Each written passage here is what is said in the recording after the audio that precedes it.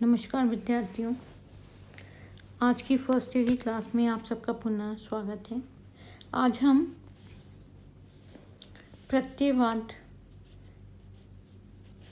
को डिस्कस करेंगे हमारी क्लास के अंदर। प्रत्ययवाद को आदर्शवाद भी कहा जाता है। प्रत्ययवाद कह सकते हैं हम, आदर्शवाद कह सकते हैं।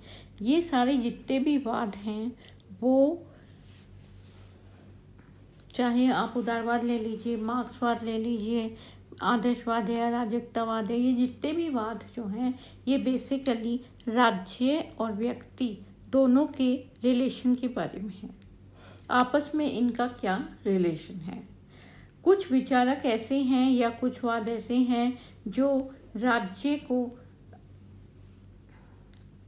सर्वे सर्वा मानते हैं और वो मानते हैं कि राज्य जो है सब कुछ है और वही नागरिक की डेस्टिनी, नागरिक की किस्मत को डिसाइड करता है और वही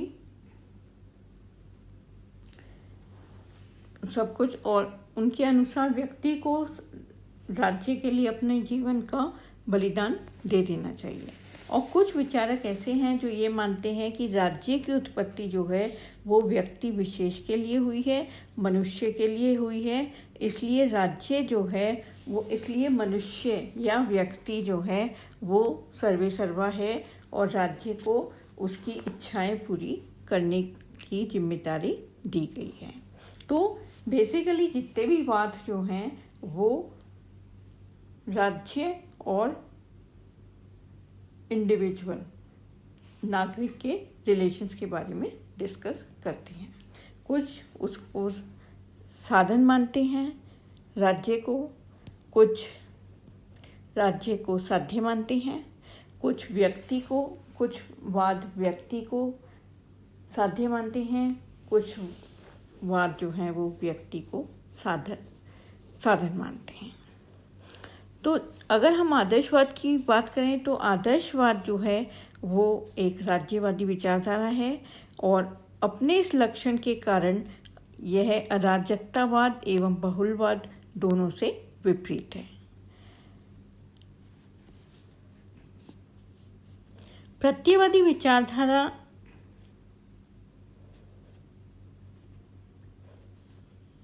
की शुरुआत यूनानी राजनीतिक चिंतन में दिखाई पड़ती है। प्लेटो राज्य के शरीर सिद्धांत में विश्वास करता था और उसका मत था कि राज्य मानव आत्मा का बृहत रूप है। अरस्तु भी इसी तरह से मानता था कि राज्य का अस्तित्व जो है वो व्यक्ति को सद जीवन प्रदान करने के लिए है। आधुनिक युग में सर्वप्रथम रूसो के राजनीतिक चिंतन में प्रत्ययवाद के लक्षण हमको दिखाई पड़ते हैं। प्रत्ययवाद राज्य की प्रकृति तथा कार्यक्षेत्र से संबंधित एक विचारधारा है। प्रत्ययवाद अंग्रेजी शब्द आइडियलिज्म से लिया गया है और आइडिया का अर्थ है प्रत्यय। आइडियलिज्म या प्रत्ययवाद राज्य एवं इससे संबंधित समस्याओं पर यथार्थवादी एवं भौतिकवादी ढंग से विचार नहीं करता, अपितु आदर्शवादी आधार पर विचार करता है। इसलिए इसे आदर्शवादी विचारधारा अथवा आदर्शवाद कहा जाता है।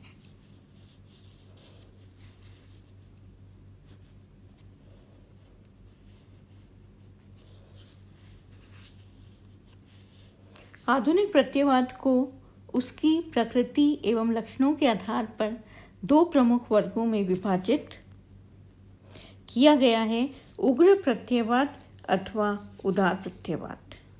दोनों प्रकार के प्रत्ययवाद के प्रमुख प्रतिनिधि विचारक हीगल और ग्रीन। उग्र प्रत्ययवाद के विचारक या सपोर्टर जो है प्रतिपादक वो हीगल थे और उदार जो प्रत्ययवाद है उसके ग्रीन थे। अब हम यहाँ पे प्रत्ययवाद के मूल सिद्धांत एवं मान्यताएं को डिस्कस करेंगे।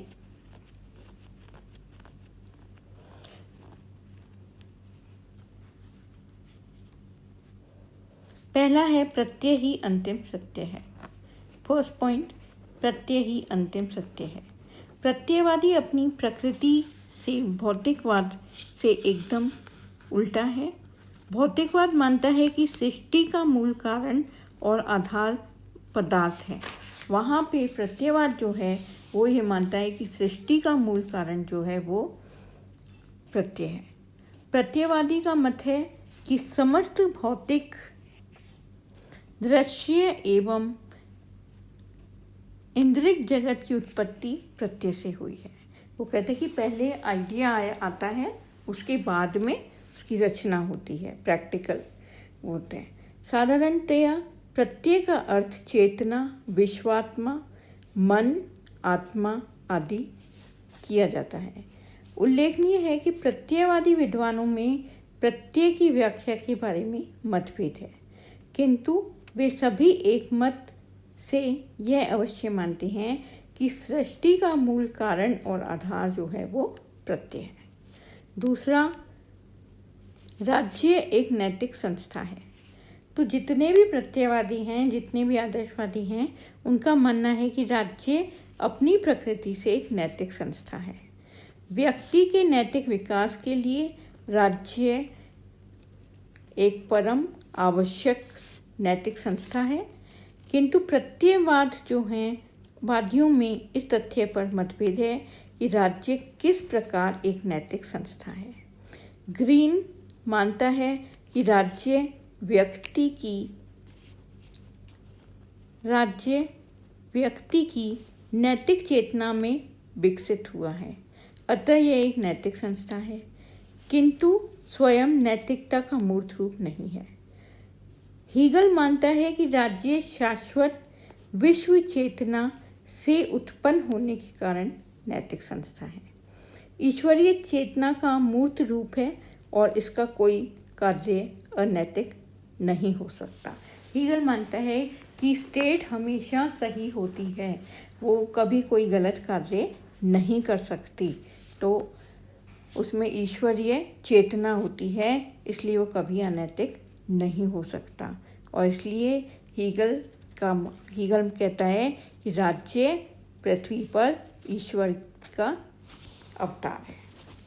तीसरा पॉइंट, राज्य एक स्वाभाविक संस्था है। सभी प्रत्ययवादी जो हैं व्यक्तिवादी एवं उपयोगितावाद के इस मत का खंडन किया है कि राज्य एक कृत्रिम संस्था है। ये मानते हैं कि राज्य जो है वो एक स्वाभाविक संस्था है। प्रत्ययवादियों के अनुसार व्यक्ति के लिए राज्य एक स्वाभाविक एवं प्राकृतिक संस्था है, किंतु जहां उदार प्रत्ययवादी ग्रीन ने राज्य को व्यक्ति के लिए स्वाभाविक एवं प्राकृतिक संस्था माना है कि राज्य व्यक्ति की नैतिक चेतना से विकसित हुआ है। वहीं पर हीगल मानता है कि राज्य को व्यक्ति के लिए स्वाभाविक और प्राकृतिक संस्था माना है कि राज्य एवं व्यक्ति दोनों ही एक ही विश्वात्मा की नैतिक चेतना के अंग हैं। हीगल का दृष्टिकोण नैतिक के अद्वैत सिद्धांत पर आधारित है। फोर्थ पॉइंट, राज्य की सावयवी धारणा में विश्वास। सावयवी धारणा से मतलब आप सबको पता होगा, कई बार हम इस चीज़ को डिस्कस कर चुके हैं कि ऑर्गेनिक थियोरी कि जैसे शरीर से तुलना की जाती है कि जैसे हमारी जो बॉडी होती है, हमारा शरीर होता है, उसके अलग अलग ऑर्गन्स होते हैं और हर ऑर्गन का अपना एक निश्चित कार्य होता है, उसका विशेषीकरण होता है। इस तरह से राज्य के को भी एक साव्यवादी धारणा में विश्वास करते हैं।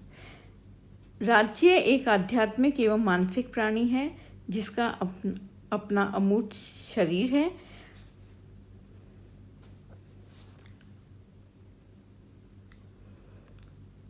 उन्होंने अपनी इस धारणा के द्वारा निम्नलिखित निष्कर्ष निकाले हैं। पहला, राज्य एक नैतिक व अमूर्त प्राणी है जिसके पास अपनी इच्छा है, जिसे वे सामान्य इच्छा कहते हैं। दूसरा, राज्य के पास अपना व्यक्तित्व है तथा अपनी इच्छा शक्ति भी है, अतः उसके अपने जीवन के निश्चित उद्देश्य व लक्ष्य भी हैं। तीसरा, विश्व का राज्य से भिन्न एवं अलग कोई निजी या व्यक्तिगत हित नहीं होता। जिस प्रकार अंग का हित स्वतः ही शरीर में निहित होता है, उसी प्रकार राज्य द्वारा स्थापित सार्वजनिक हित में ही व्यक्ति का व्यक्तिगत हित निहित होता है। जिस प्रकार अंग सदैव शरीर के अधीन होता है, उसी प्रकार व्यक्ति सदैव राज्य के अधीन होता है। फिफ्थ, जिस प्रकार शरीर साध्य होता है और अंग साधन होता है, उसी प्रकार राज्य साध्य होता है और व्यक्ति साधन होता है। फिफ्थ पॉइंट, राज्य व समाज में अंतर नहीं। प्रत्ययवादी जो हैं वो राज्य और समाज में कोई अंतर नहीं मानते। प्रत्ययवादी व्यक्तिगत हित पर सामाजिक हित को प्रधानता देते हैं, तब उनका आशय राज्य हित को प्रधानता देने से होता है। जब वे व्यक्ति की स्वतंत्रता तथा अधिकार का स्रोत समाज को बताते हैं, तब उनका मतलब है कि राज्य को ही स्रोत सिद्ध करने से होता है। सिक्स्थ, राज्य की सर्वोच्चता का सिद्धांत। सभी प्रत्ययवादी विचारकों ने राज्य की सर्वोच्चता के सिद्धांत को स्वीकारा है। हीगल के अनुसार राज्य निरंकुश, सर्वशक्तिमान तथा त्रुटिहीन है। हीगल मानता है कि राज्य स्वयं नैतिकता का स्रोत व मूर्त रूप है और यह अपने कार्यों द्वारा व्यक्ति को नैतिक बनाने में समर्थ है। वो मानता है कि राज्य जो है वो व्यक्ति को नैतिक बना देगा। राज्य की केवल आंतरिक क्षेत्र में ही नहीं, अंतर्राष्ट्रीय क्षेत्र में भी सर्वोच्चता पर बल दिया है। हीगल का मानना है कि अंतर्राष्ट्रीय कानून, अंतर्राष्ट्रीय समझौते, अंतर्राष्ट्रीय नैतिकता के नियमों को मानना अथवा उनका उल्लंघन करना राज्य की इच्छा पर निर्भर करता है। हीगल ने युद्ध तथा साम्राज्यवाद की नीति का समर्थन किया है, किंतु दूसरी तरफ ग्रीन जो है वो राज्य का आधार शक्ति नहीं इच्छा, राज्य का आधार शक्ति नहीं इच्छा है। तो उसका मत है कि यदि राज्य के कानून एवं कार्य नैतिकता के अनुरूप नहीं है, तो व्यक्ति को राज्य का विरोध करने का अधिकार होता है। हीगल जो है वो विरोध करने का अधिकार नहीं दे रहा, पर ग्रीन राज्य का विरोध करने का अधिकार दे रहा है। तो ग्रीन ने अंतर्राष्ट्रीय क्षेत्र में राज्य की युद्ध की नीति को अपूर्ण राज्य का लक्षण बताया है। उसने राज्यों के बीच युद्ध का विरोध करते हुए अंतर्राष्ट्रीय शांति व नैतिकता पर जोर दिया है। आज की क्लास में इतना ही, और अगली क्लास में हम फिर आपसे मिलेंगे। आपको किसी भी तरह की कोई क्वेरीज हैं, कोई प्रश्न हैं, आपको किसी तरह की भी कोई मदद की आवश्यकता हो, आप ऑनलाइन हमसे पूछ सकते हैं। हम आपके लिए सदा उपलब्ध हैं। Thank you so much.